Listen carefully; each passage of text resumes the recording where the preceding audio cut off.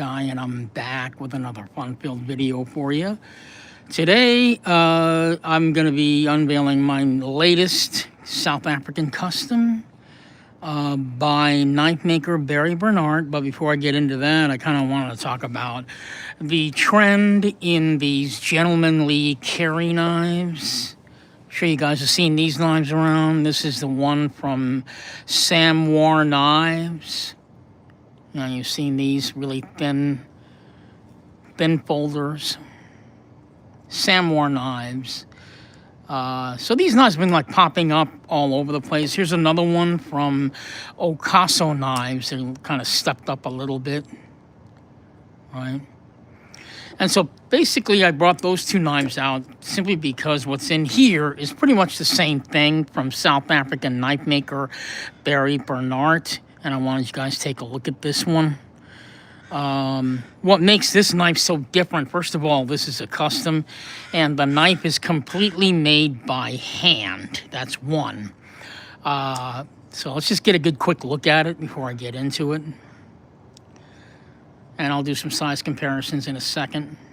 Just want to kind of give you guys a really nice view of this one. This one's called the NYX Flipper, NYX Flipper, from Barry Barnardt.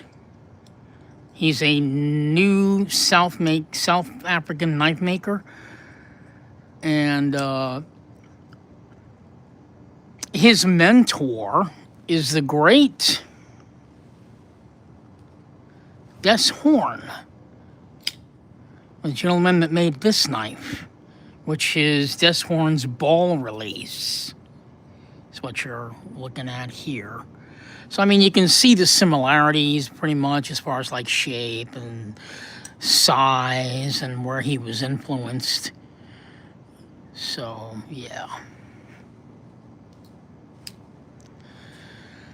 So a student of Des Horn made this knife. His name is Barry Barnardt. The guy's about 60, so he's like right around my age, which is kind of awesome. I like that. So we got the knife is all carbon fiber. Got a nice blue pocket clip. And the carbon fiber is, I don't know if you can see this, but it's like sort of textured. Like right around here, there's like a little indentation. I don't know if you guys can see that. And then there's like little lines in it. I mean, the craftsmanship that went into doing that to the carbon fiber. This is a one-of-a-kind handmade knife, and it runs on ball bearings. The action is very smooth. It's incredibly smooth for this sort of gentlemanly carry type piece. Really long pocket clip, I think. Yeah, but doesn't matter. I mean, I like it anyway. Really nice. So let's go ahead and do some size comparisons for you so you guys can get an idea of the size. I'm going to try and do my best. Again, you know, it's at an angle, so it's kind of hard. So here it is up against the Spyderco Paramilitary 2. As you can see, it's slightly smaller than the Paramilitary 2, right? And then here it is up against the Spyderco Sage. And it's actually larger than the Spyderco Sage. Right? And then for a even more different in size comparison is the Spyderco Techno. So the knife actually falls more in the medium category, even though these two are close to the same size. It does fall still kind of like, not in the medium category, sorry, the large category. And you can tell that if I put it up against the Sage, because that's how I like to do my size comparison. So you got small, medium, and large. So this knife is a large knife. It might actually look better if we do it this way. There you go.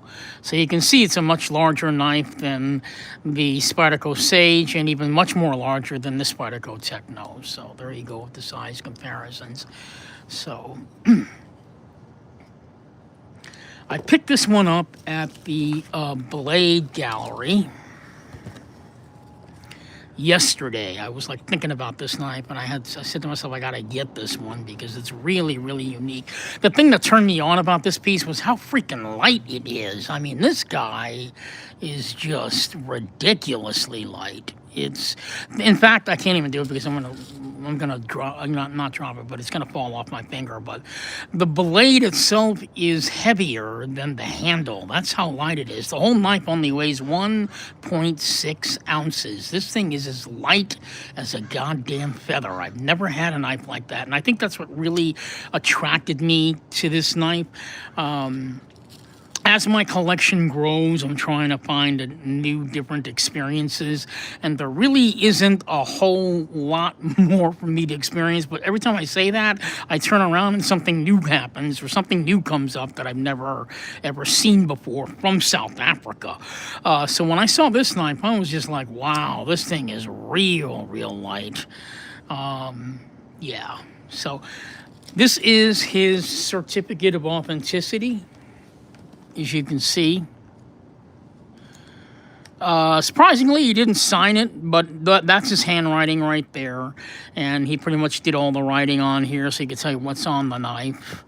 And again, it's called the Nyx Flipper. NYX Flipper. The steel is RWL34. Double tempered, and it's cryo treated, meaning when I mean cryo treated, the steel RWL34 is dipped in liquid nitrogen to give it serious strength so it doesn't crack or anything like that.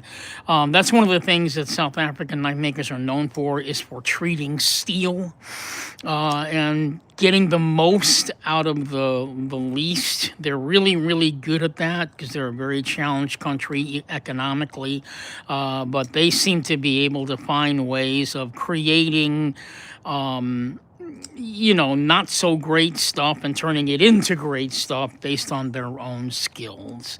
The knife does come with an awesome leather pouch, and this leather pouch is awesome. It's really nice. It's got this red thread on it, and that's pretty much where the knife sort of just slips right in there. And, you know, I think, again, you know, the reason I got this one was because this had been such a totally different knife than anything I had ever experienced.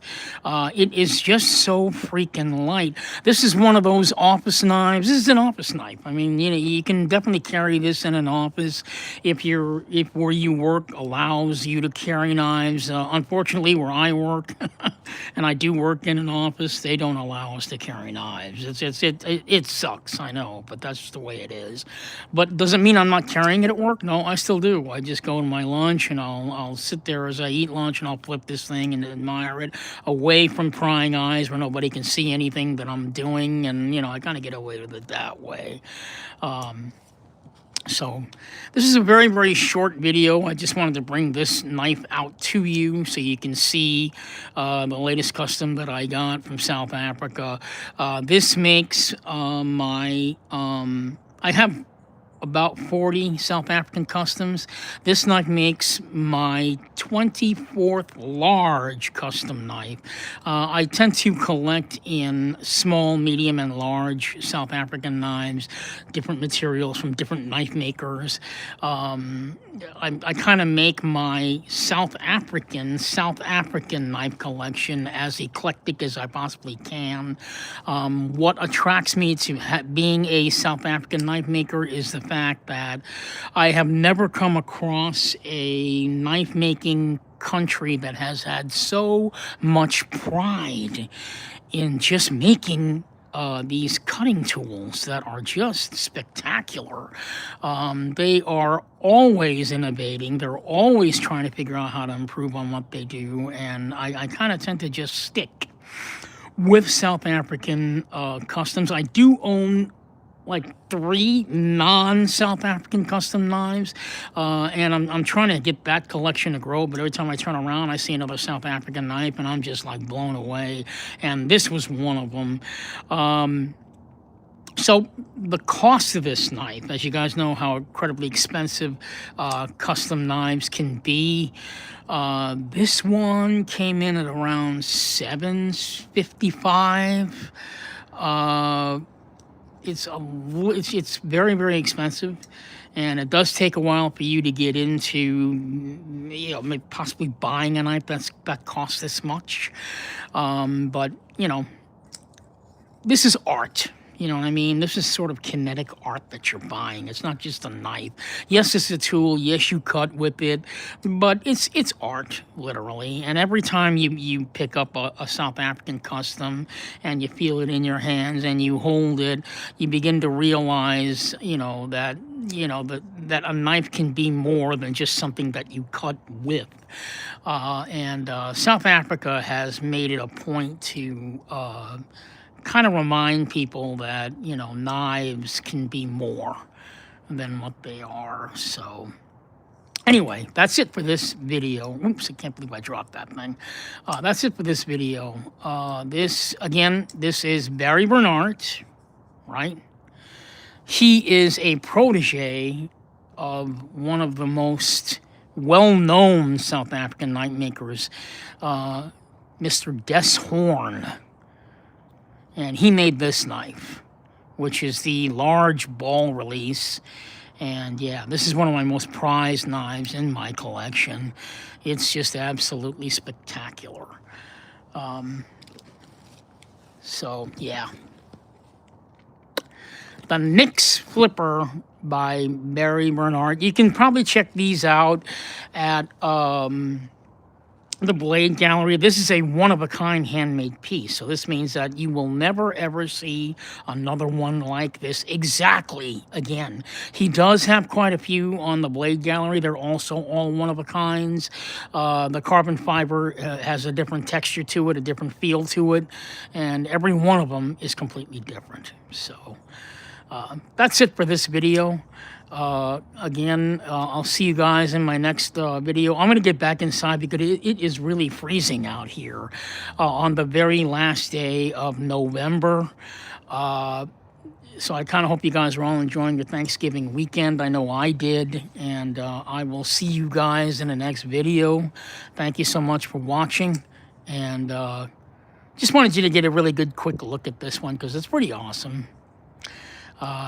Thanks so much for watching, and happy Thanksgiving. And I'll see you in my next video. Bye-bye.